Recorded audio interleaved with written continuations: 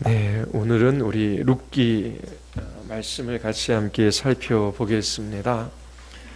자, 여러분들 구약의 핵심 메시지 읽어보셨지요? 네, 이 시간에 이것들을 읽진 않지만 여러분들이 쭉 읽으면 룻기의 신학적 주제에 관해서 발견할 수 있습니다. 자, 룻기에서 핵심적인 단어 한 단어가 무엇입니까? 룻기에서 찾으면은 한 단어, 자비라고 하는 것이요, 헤세드라고 하는 히브리어로 나타내는 자비입니다. 자비. 자, 이 룻기는 하나의 이야기 구조를 이루고 있습니다. 하나님에 관한 성품에 관해서 직접적으로 우리에게 묘사하는 구절도 없고요, 또 예수 그리스도에 관해서 그렇게 말하는 것도 없습니다. 그런데 우리는 룻기에서 하나님의 놀라운 헤세드, 그 하나님의 인애와 그 하나님의 자비하심을 우리가 이 룻기에서 발견할 수 있습니다. 여러분들이 읽은 룻기의 그 핵심 메시지 책을 보면 첫 번째는 인간적 자비를 보여줌. 그래서 오르바의 자비, 나오미의 자비, 룻의 자비. 또 하나는 보아스의 자비이지요. 그런데 그 보아스의 자비는 뒤쪽으로 빼서 하나님께서 보아스를 통하여 나오미 가정에 나타내어 보여주신 자비가 무엇인지를 이 구약의 핵심 메시지에서는 설교하고 있습니다. 보아스를 통하여 나오미 가정에 하나님께서 보여주신 자비가 무엇입니까? 양식을 제공하는 하나님의 자비, 남편을 제공하는 자비, 자녀를 제공하는 자비, 또 다윗을 제공하는 하나님의 자비. 그렇게 이제 두 파트로 이루어져 있습니다. 자, 룻기를 읽을 때에 헤세드, 자비, 하나님의 인애라고 하는 이 단어를 꼭 기억하시기를 바랍니다. 이것이 성경의 핵심이며 주제이며 모든 것이 될 수가 있습니다. 자, 우리 룻기 1장 1절부터 우리 5절까지 먼저 우리 한번 살펴볼까요? 자, 우리가 룻기 앞쪽에서 오르바의 자비, 나오미의 자비, 그다음에 룻의 자비에 관해서 우리가 살펴보겠습니다. 룻기서 1장 1절서부터 5절까지 제가 한 절 읽고 여러분들이 한 절 읽고 교독하겠습니다. 사사들이 치리하던 때에 그 땅에 흉년이 드니라. 유다 베들레헴의 한 사람이 그 아내와 두 아들을 데리고 모압 지방에 가서 우거하였는데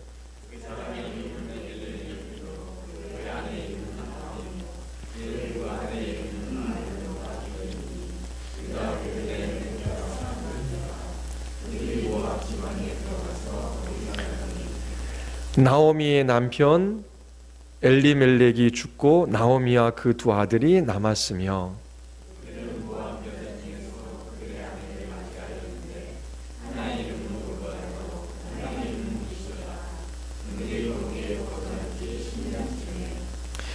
말론과 기럨 두 사람이 다 죽고 그 여인은 두 아들과 남편의 뒤에 남았더라.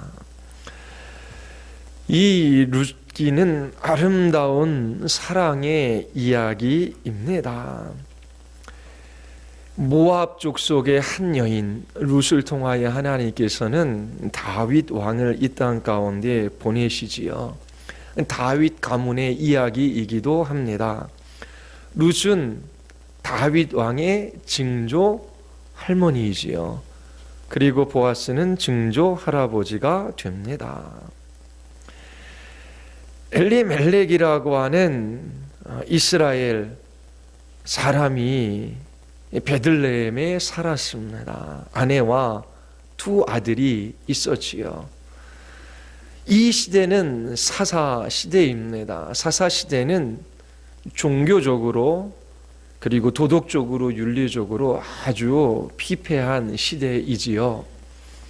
그리고 하나님께 온전히 순종하지 않음으로 말미암아 하나님께서 이 이스라엘 백성들에게 고난을 가져다 주십니다. 가나안 족속들로 하여금 오히려 지배를 받으며 그렇게 힘든 시간들을 하나님께서 보내게 하시지요. 가나안 족속들로 인한 고난뿐만 아니라 이 땅에 흉년이 들었습니다. 그래서 엘리멜렉 가문은 그 아내와 자녀들을 데리고 모압 땅으로 가지요. 그 땅에 오래 머무르지 않겠다라고 하는 마음도 있었을 거예요. 그런데 그 땅에서 10년이나 지나갑니다. 그 10년이라는 세월이 지나가는 동안 엘리멜렉도 죽고 두 아들도 죽었습니다. 엘리멜렉의 아내인 나오미는 큰 고통에 빠집니다. 이 엘리멜렉이 살고 있었던 베들레헴이라고 하는 지명의 그 뜻은 빵집입니다. 베들 앞에 나오는 베들은 이제 집, 침대를 눕는다라고 하는 의미를 가지고 있고요. 렘은 빵이라고 하는 그러한 의미를 가지고 있습니다. 이처럼 베들레헴은 빵집이라고 하는 의미를 가지고 있는 것만큼 아주 풍족한 곳이었습니다. 그런데 먹을 것이 없어서 이방 땅으로 그렇게 피신하게 되지요. 그곳에서 나오미는 남편과 두 아들을 잃습니다. 그리고 더 이상 결혼해서 자녀를 낳을 수 있는 그런 몸이 아니지요. 나오미도 나이가 들었습니다. 나오미로서는 가장 비참한 지경에 빠진 것이지요. 남편도 아들도 없이 살아가는 이 나오미라고 하는 한 여인은 그 시대에 가장 비참한 사람 중 한 사람이었습니다. 분명히 엘리멜렉의 가문은 하나님을 신앙하는 가문입니다. 엘리멜렉이라고 하는 이 사람의 이름이 나타나는 그 의미가 있어요. 의미가 뭐냐면 하나님은 왕이시다라고 하는 것입니다.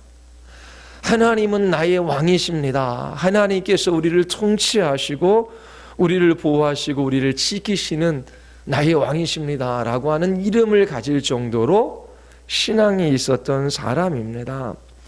그리고 나오미도 이 룻기를 읽어보면 하나님의 주권적인 통치와 다스림을 그렇게 인정하는 사람입니다. 21절에 보면 여호와께서 나로 비어 들어오게 하셨느니라. 여호와께서 나를 징벌하셨고 전능자가 나로 괴롭게 하셨다.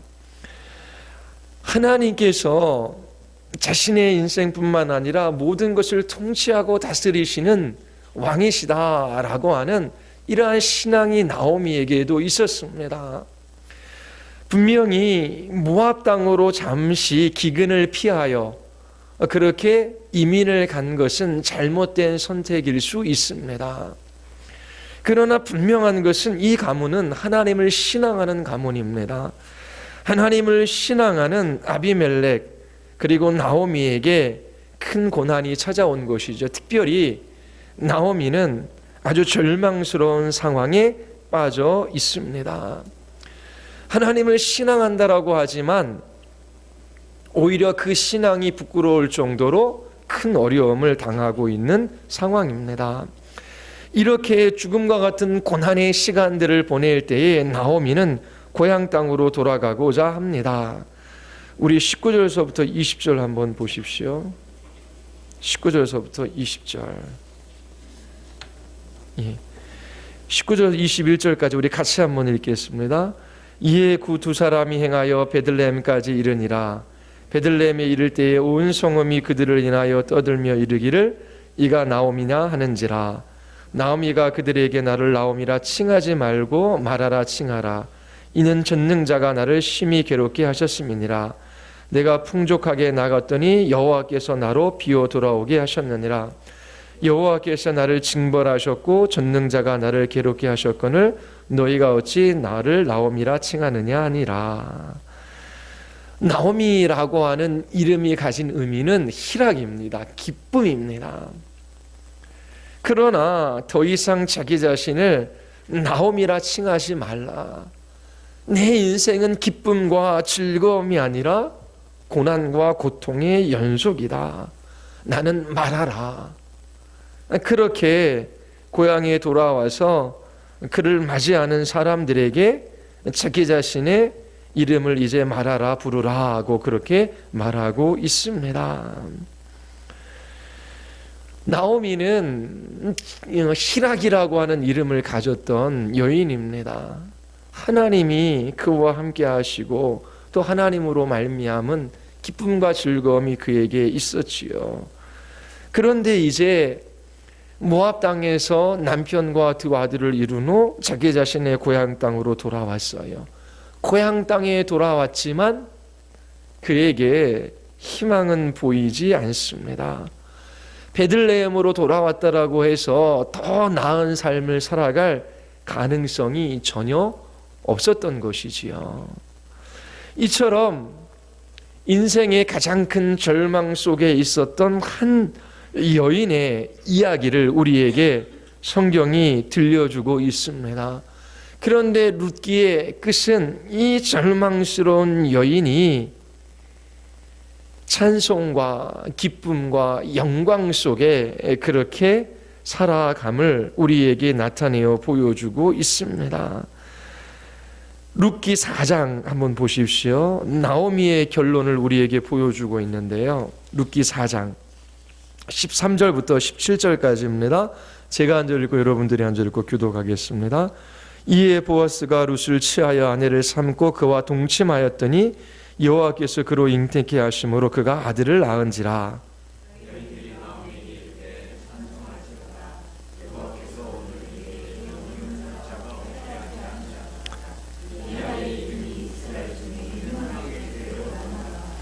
이는 내 생명의 회복자며 내 노년의 봉향자라. 곧 너를 사랑하며 일곱 아들보다 귀한 자부가 낳은 자로다.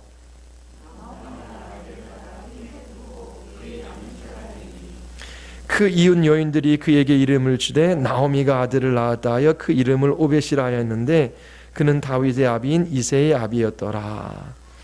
자, 보십시오. 이 룻기의 결론은 찬양과 기쁨과 즐거움으로 가득 차고 있습니다. 나오미의 며느리인 룻이 아들을 낳았지요. 생명의 회복자입니다. 나오미의 노후에 봉양자가 생긴 것입니다. 나오미의 가정이 극심한 절망 가운데 이제 소망이 충만한 삶을 살아갈 수 있게 되었습니다.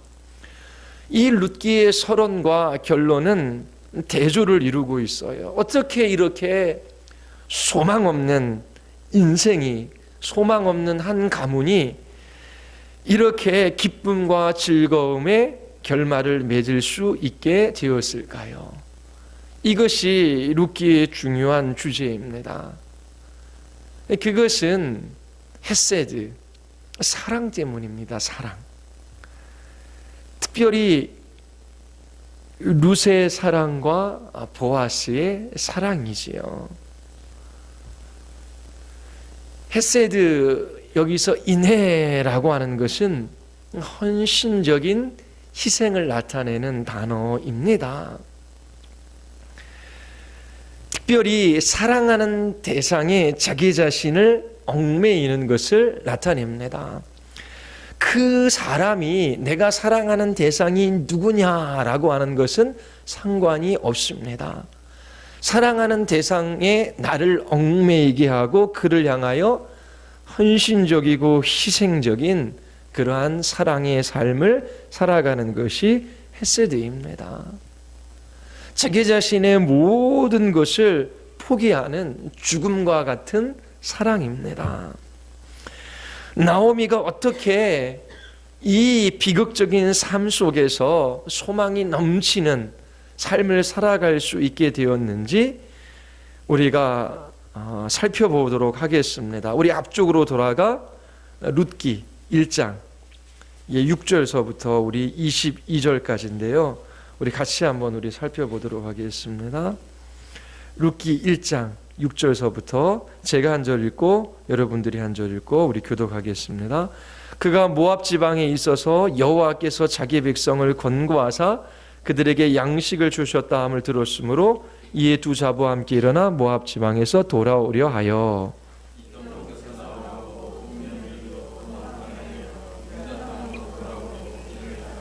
나오미가 두 자부에게 이르되 너희는 각각 어미의 집으로 돌아가라. 너희가 죽은 자와 나를 선대한 것 같이 여호와께서 너희를 선대하시기를 원하며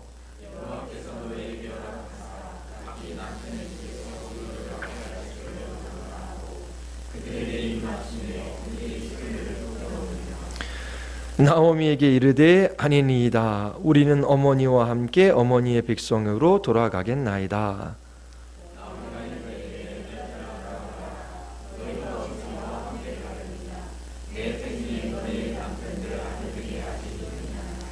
네 딸들아 돌이켜 너희 길로 가라. 나는 늙었으니 남편을 두지 못할지라. 가령 내가 소망이 있다고 말하든지 오늘 밤에 남편을 두어서 아들들을 생산한다 하자.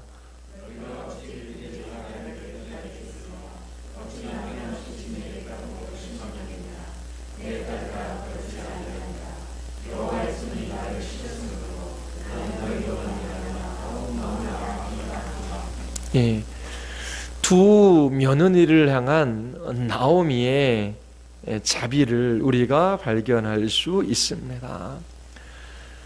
나오미의 삶은 깨트려졌습니다. 먹을 것이 없어서 가난하지요. 그리고 의지할 곳이 없습니다. 가난하고 외로운 여인입니다.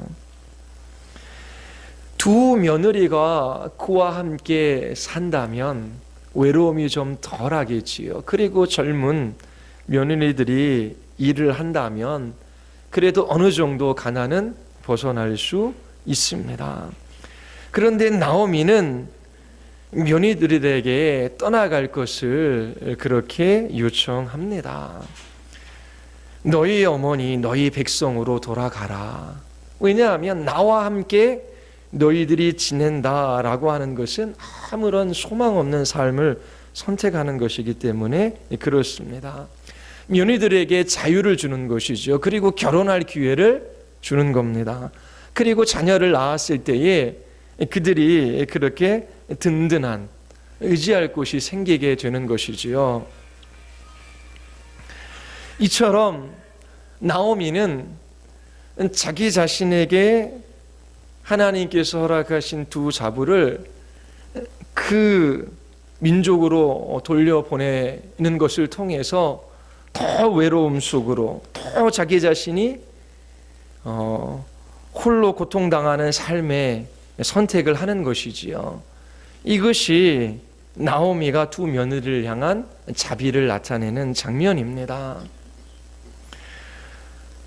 나오미는 두 며느리가 없다면 더 외롭고 가난한 삶을 살아갈 거예요. 다른 말로 하면 소망을 멀리하고 죽음을 끌어들이는 삶입니다.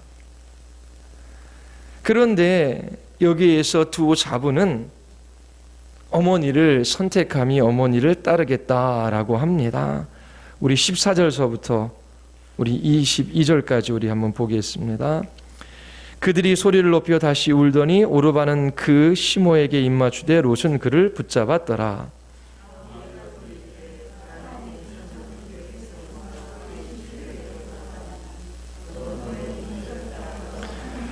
롯이 가로되 나로 어머니를 떠나며 어머니를 따르지 말고 돌아가라. 강건하지 마옵소서. 어머니께서 가시는 곳에 나도 가고 어머니께서 유숙하시는 곳에 나도 유숙하겠나이다. 어머니의 백성이 나의 백성이 되고 어머니 하나님이 나의 하나님이 되시리니.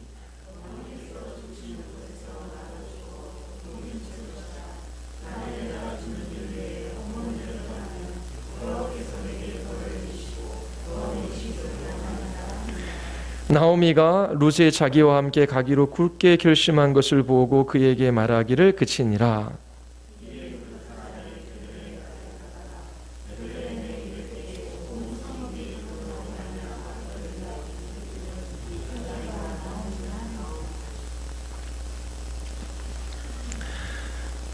예. 자, 우리가 여기에서 룻의 사랑을 발견할 수 있습니다. 룻이 신앙이 있었다라고 하는 첫 번째 구절이 우리 룻기서 1장 15절입니다. 보시면 나오미가 또 가로되 내 동서는 그 백성과 그 신에게로 돌아가나니 너도 동서를 따라 돌아가라. 나오미가 룻에게 너의 백성과 너의 신에게로 돌아가라 라고 그렇게 권면하지 않습니다. 룻의 동서였던 오르바는 자기 자신의 백성과 자기 자신의 신에게로 돌아갔습니다. 그런데 이 시어머니는 롯에게 동서와 같이 그렇게 돌아갈 것을 종용하고 있습니다. 그때 룻이 뭐라고 고백하냐면 어머니의 백성이 나의 백성이 되고 어머니 하나님이 나의 하나님이 되리라 라고 그렇게 고백합니다. 그리고 더 중요한 고백이 17절에 있습니다. 어머니께서 죽으시는 곳에 나도 죽어 거기 장사될 것이라.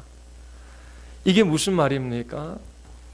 어머니를 사랑하는 마음이 있어요.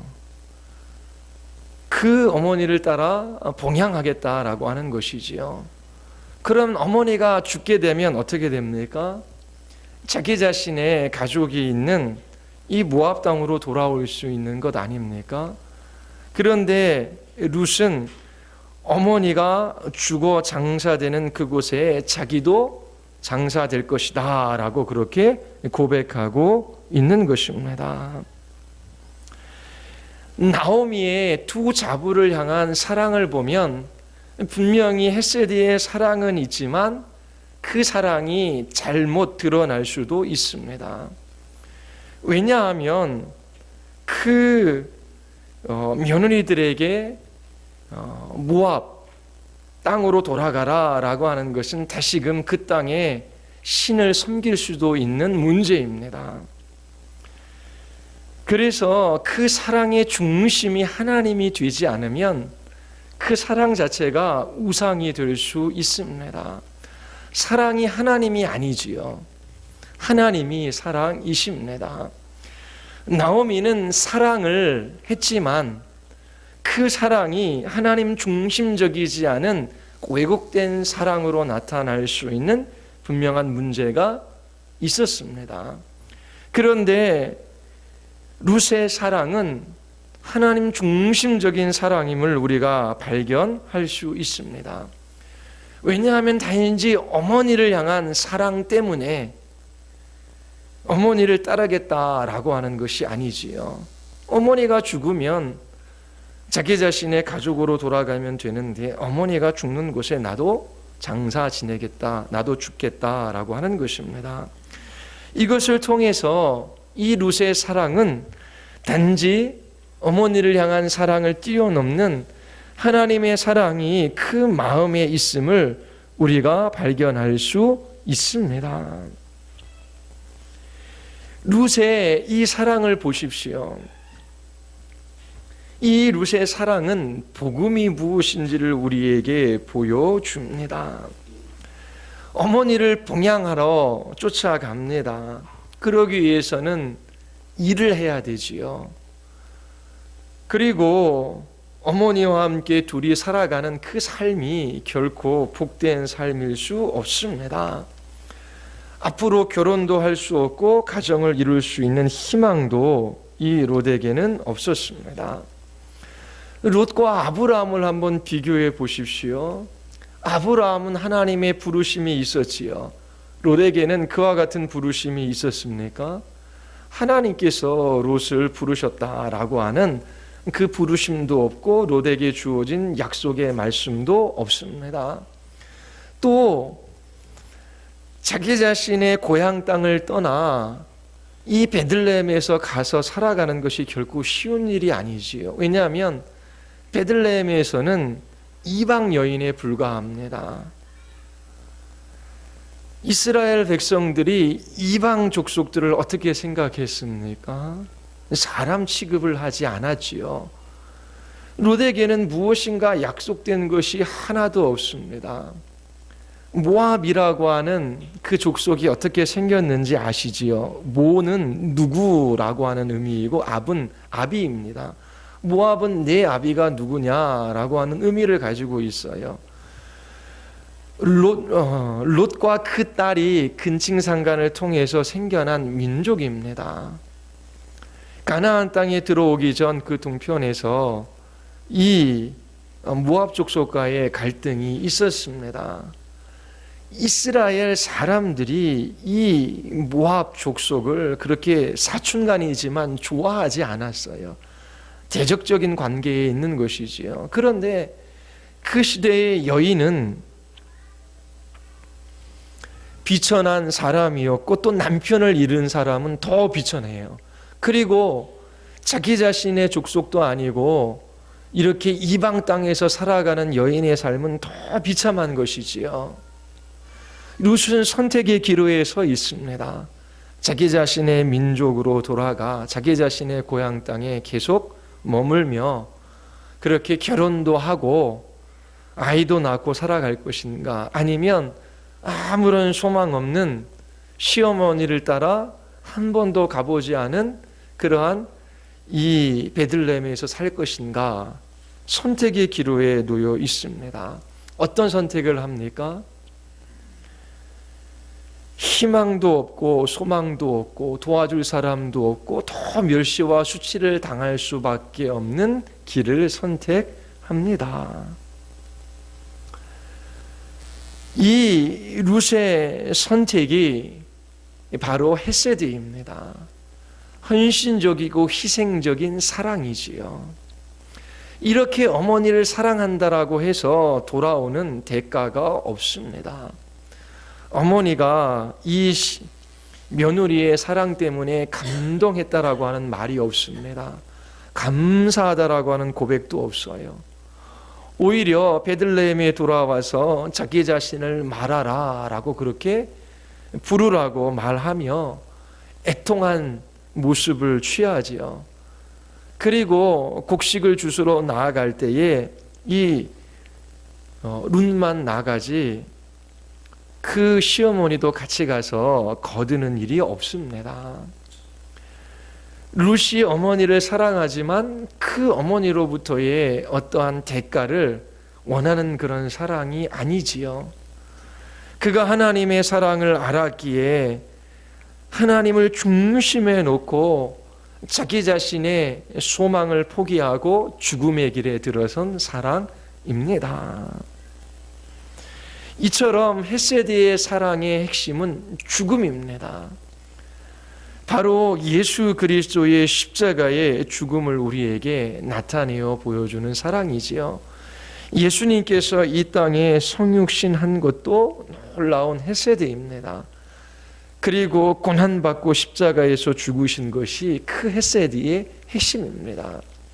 이 룻기가 우리에게 복음을 가르쳐주는 이유는 이 룻을 통하여 그 헤세드의 사랑이 무엇인지를 우리가 발견할 수 있기 때문입니다. 나오미는 절망 가운데 있습니다. 그리고 애통해하는 사람이지요. 하나님의 주권을 인정하지만 신음하고 있습니다. 이렇게 고통하는 나오미에게 하나님께서 룻의 사랑으로 반응해 주고 계십니다. 그리고 1장 22절에 보면은 룻과 함께 베들레헴으로 돌아오는데 그때는 보리 추수의 시작할 때였습니다. 하나님께서 섭리 가운데 이 나오미의 가정을 이끌어 가고 계심을 우리가 볼 수 있습니다. 룻기 2장을 한번 보십시오. 룻기 2장 1절서부터 우리 7절까지 말씀 같이 한번 우리 읽어보겠습니다. 나오미의 남편 엘리멜렉의 친족 중 유력한 자가 있으니 이름은 보아스더라.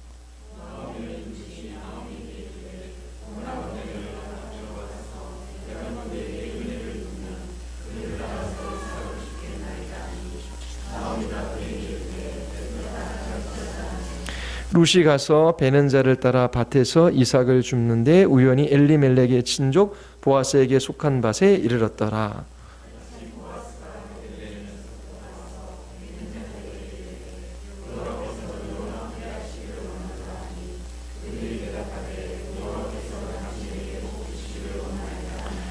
보아스가 베는 자들을 거느린 사환에게 이르되 이는 네 소녀냐?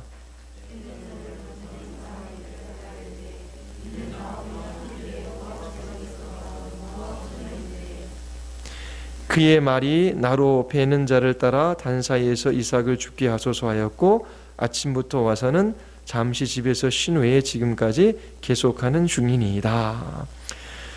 자, 소망 없는 한 가정을 하나님께서 어떻게 이끌어 가시는지를 2장서부터 우리에게 보여주고 있습니다. 보아스라고 하는 사람의 밭에 가서 이 룻이 이삭 죽기를 합니다.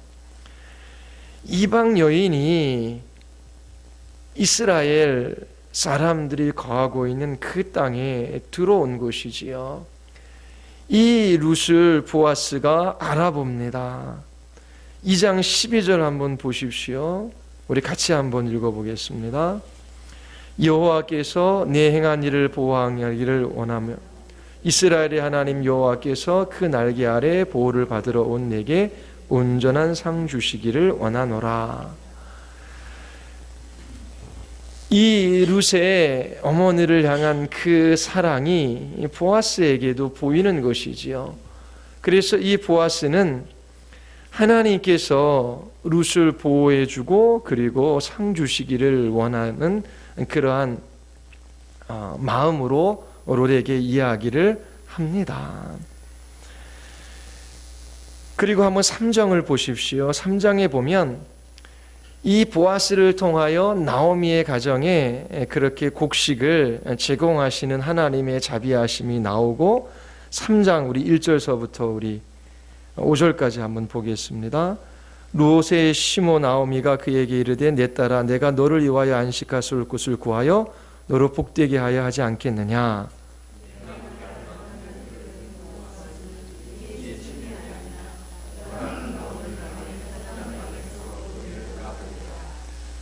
그런즉 너는 목욕하고 기름을 바르고 의복을 입고 타작마당에 내려가서 그 사람이 먹고 마시기를 다하기까지는 그에게 보이지 말고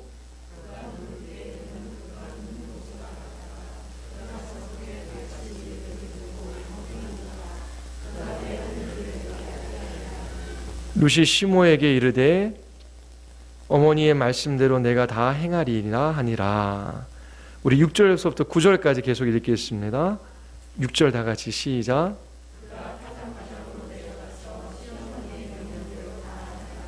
보아스가 먹고 마시고 마음이 즐거워서 가서 노젓가리 곁에 눕는지라. 롯이 가만히 가서 그 발치 이불을 들고 거기 누웠더라.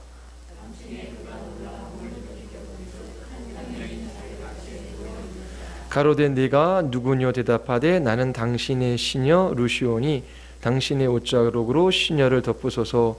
당신은 우리의 기업 물을 자가 됨이니이다. 우리 10절 같이 한번 읽겠습니다.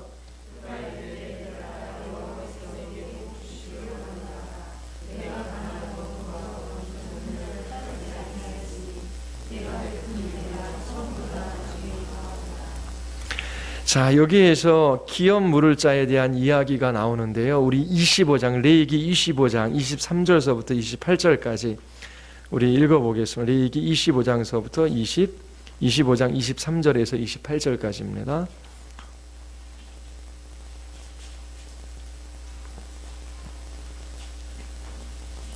레위기 25장 23절서부터 28절까지 제가 한 절 읽고 여러분들이 한 절 교독하겠습니다. 토지를 영원히 팔지 말 것은 토지는 다 내 것임이라. 너희는 나그네요 우거하는 자로서 나와 함께 있느니라. 만일 너희 형제가 가난하여 그 기업 얼마를 팔았으면 그 근족이 와서 동족에 판 것을 물을 것이요.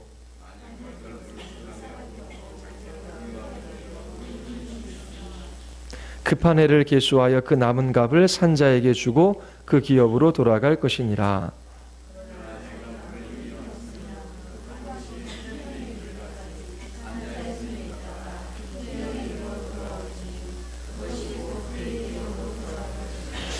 이스라엘 백성들이 가나안 땅에 들어왔을 때에 그 땅을 분배를 합니다. 그런데 그 땅의 주인은 하나님이시지요.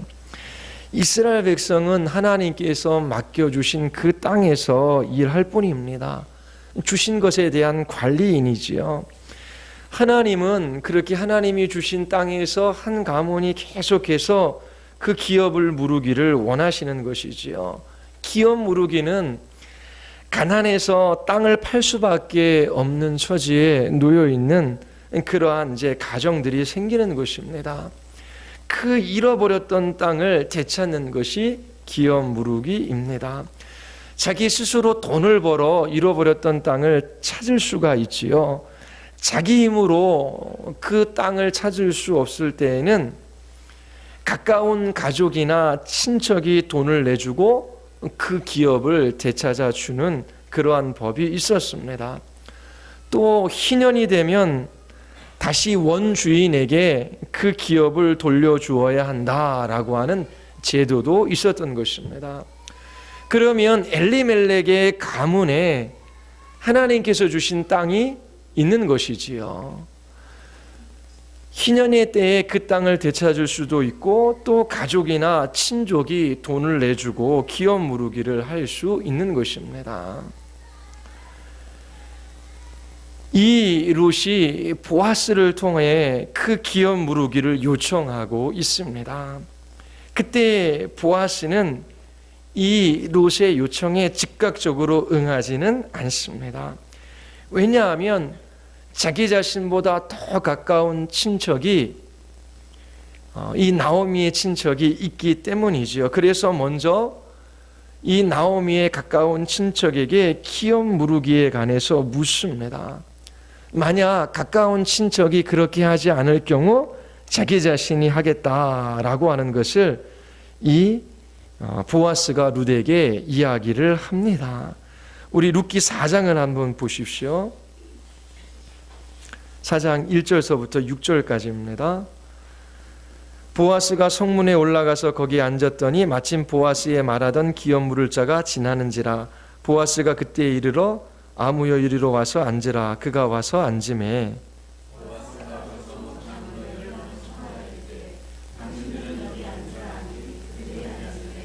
보아스가 그 기업 물을 자에게 이르되 모압 지방에서 돌아온 나오미가 우리 형제 엘리멜렉의 소유지를 관할하므로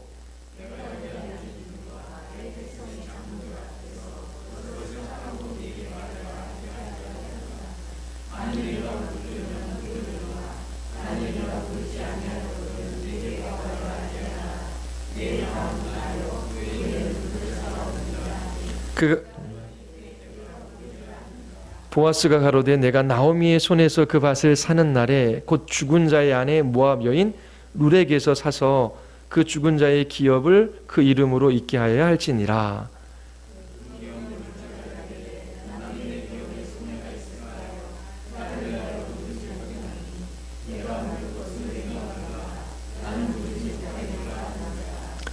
자, 보아스가 한 행동을 한번 보십시오. 단순히 돈을 가지고 엘리멜렉 가문의 기업을 다시 되찾아 주어야 소용이 없습니다. 왜냐하면 가문을 이을 자가 없잖아요. 그래서 이 나오미의 자부인 이 룻을 자기 자신의 아내로 맞아들여야 합니다. 그리고 그 롯에게 잉태하게 하고 기업 물을 사람이 나타내게 할 책임이 이 보아스에게 있는 거예요.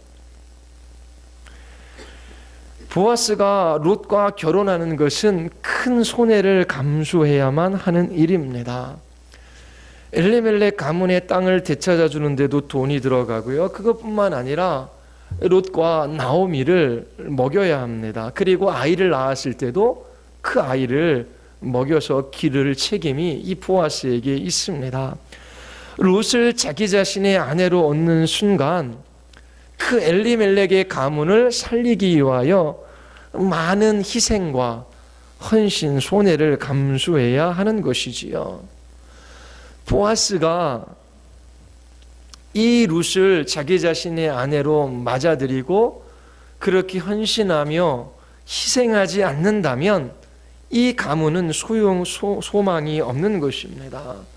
보아스가 기꺼이 손해를 감수하고 이 엘리멜렉의 가문을 일으킬 그 결심을 하지요.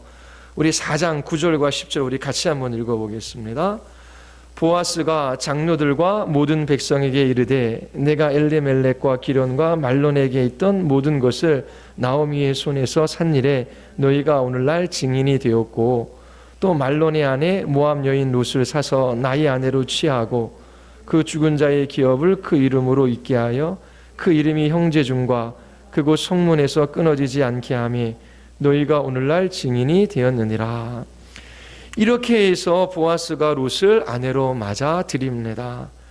그리고 하나님께서 롯에게 잉태하게 하시지요.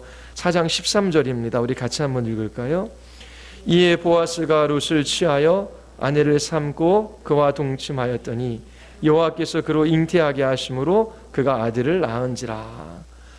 비참함 가운데 있었던 나오미가 다시 기쁨을 찾을 수 있던 것은 롯과 보아스의 헌신적이고 희생적인 사랑 때문입니다.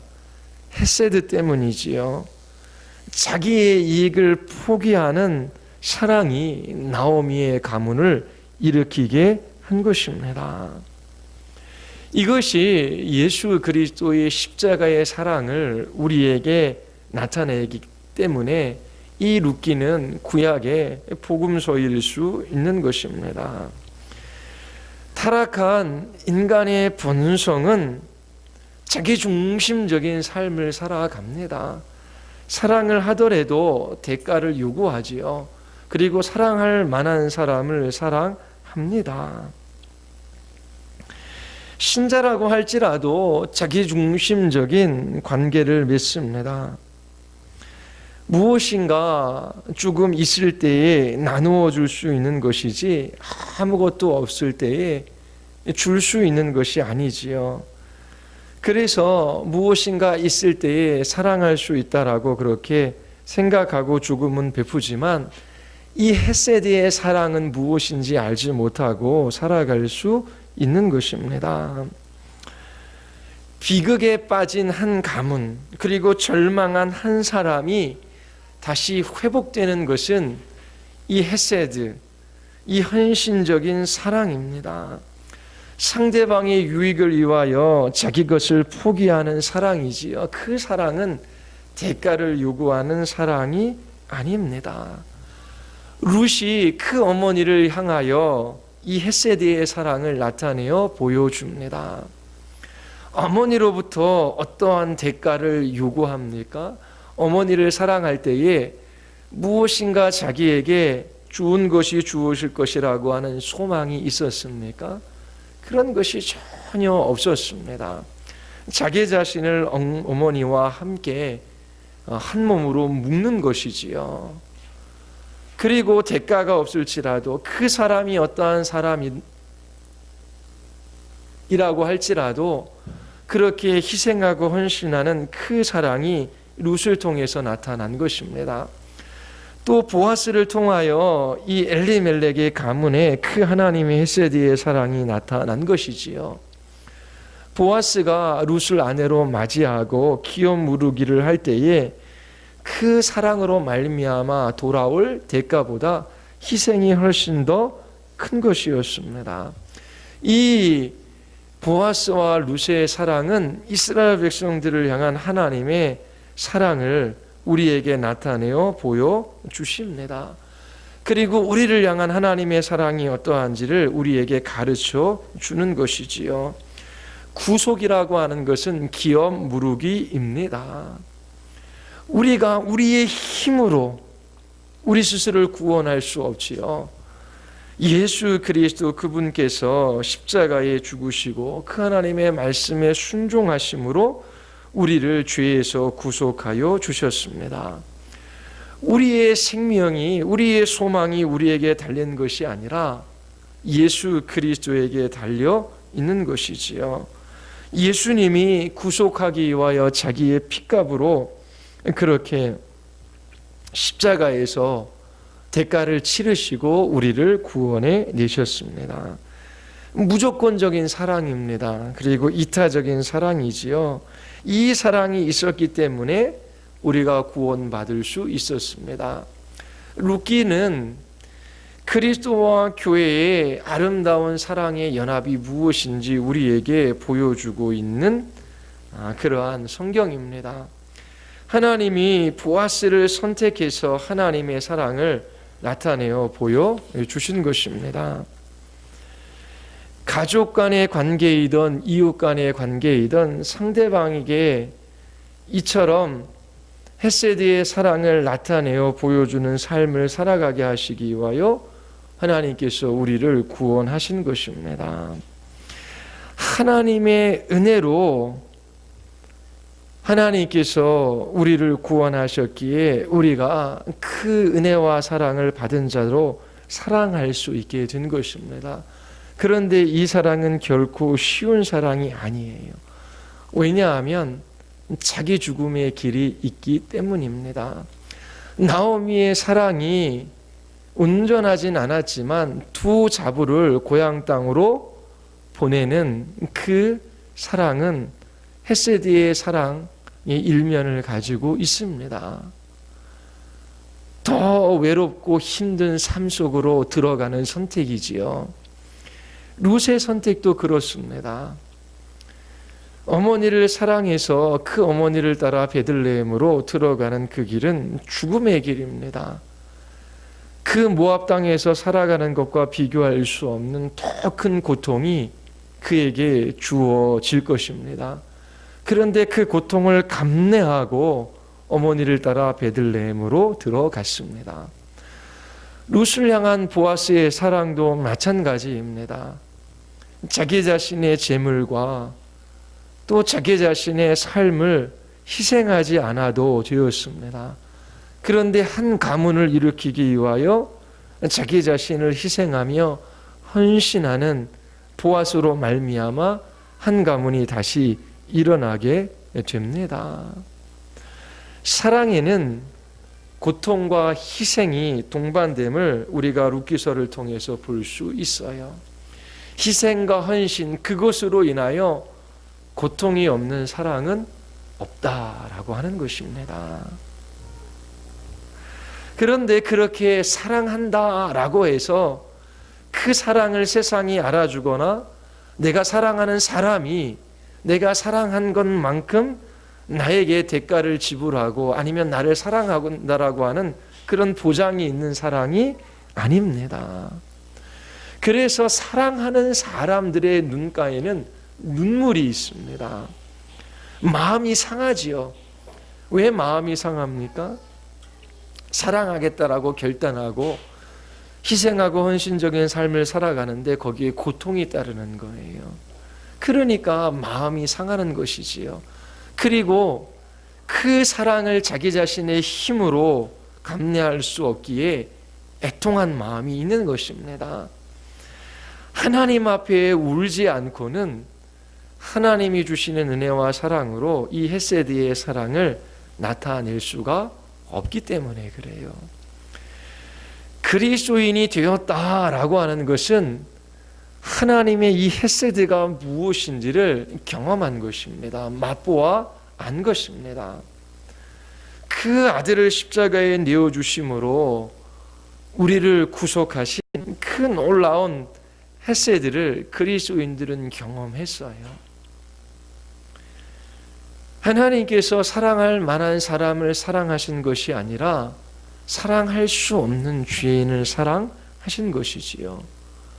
그 사랑을 경험한 사람들은 룻과 보아스처럼 자기 자신의 유익이 아니라 이웃의 유익을 위하여 자기 죽음의 길을 선택합니다. 그 선택은 반드시 고통이 따르고 눈물이 있습니다. 그런데 그 사랑이 어떠한 대가와 또한 열매를 제공해 주지 않는다라고 할지라도 그러한 헤세드의 사랑을 나타내고 있다라고 하는 것 자체가 영광스러운 삶임을 잊지 마십시오. 왜요? 그 헤세드의 사랑은 이 세상에서 찾아볼 수 있는 사랑이 아니에요. 하나님의 사랑이 어떠함을 나타내고 있는 것이지요. 그리스도인들로 부름받은 모든 사람들이 걸어가야 할 길입니다. 이처럼 이기적이고 계산적인 사랑이 아니라 하나님의 이 사랑을 경험하고 이 사랑을 따라 그리스도인들은 나 아닌 다른 사람들에게 이 사랑을 나타낼 수 있는 삶의 자리로 부름을 받은 것입니다. 룻기의 끝은 다윗에게로 연결되고 있습니다. 사사시대는 이스라엘 백성들이 경험했던 가장 최악의 시대입니다. 끔찍한 종교적인 타락과 윤리적이고 도덕적인 부패가 이스라엘 백성들 가운데 만연했지요. 엘리멜렉의 한 가문을 통하여 이 사사시대가 얼마나 절망스러운 시대인지를 우리에게 가르쳐 주고 있습니다. 그런데 하나님께서 이 나오미의 가정을 통하여 다윗을 보내십니다. 가장 끔찍한 시대에 다윗으로 말미암은 회복을 말씀하고 계시는 것이지요. 룻기는 단순히 사랑의 이야기가 아니라 구속사 전체를 이끌어 가시는 하나님의 이야기입니다. 하나님께서 가장 끔찍한 시대에 가장 절망스러운 한 가문을 통하여 하나님께서 약속하셨던 한 왕을 보내십니다. 그 왕으로 말미암은 이 이스라엘 백성들의 회복이 있는 것입니다. 그리고 그 왕은 바로 예수 그리스도, 그분을 나타내어 보여주시는 것이지요. 가장 절망스럽고 가장 끔찍한 시대에 소망 없는 삶을 살아가는 인생들에게 예수 그리스도, 그분만이 유일한 해답이며 유일한 생명이며 유일한 소망입니다. 하나님께서 그 아들을 통하여 우리에게 나타내어 보여주신 그 사랑에 비춤을 받지 않고서는 그리스도인의 삶을 살아갈 수 없는 것이지요. 하나님께서 우리들에게 이러한 놀라운 사랑을 보여주셔서 참된 소망을 품게 하시고 이 땅에서 하나님의 어떠하심을 드러내는 영광스러운 그리스도인의 삶을 살아가게 하시는 것입니다. 남편이 아내를, 아내를 남편이 남편을 사랑하는 것, 가족이 서로를 돌아보며 살아가는 것, 이 교회 공동체 안에서 우리의 직장과 이웃 가운데 이 헤세드의 사랑을 나타내어 보여주는 삶의 자리로 하나님께서 우리를 부르셨습니다. 이러한 하나님의 사랑을 나타내며 살아갈 수 있는 힘과 능력이 우리에게 없지요. 그래서 그리스도인들에게는 상하고 애통한 심령이 있는 것입니다. 하나님 앞에 울지 않고는 이 길을 걸어갈 수 없어요. 우는 자들에게, 애통한 심령으로 주님을 바라보는 자에게 하나님께서 은혜를 베풀어 주셔서 이러한 삶을 살아가게 하십니다. 여러분들이 이 사랑을 알고 하나님이 어떠함을 나타내는 복된 그리스도인의 삶을 살아갈 수 있게 되기를 바랍니다. 우리 같이 기도하시겠습니다.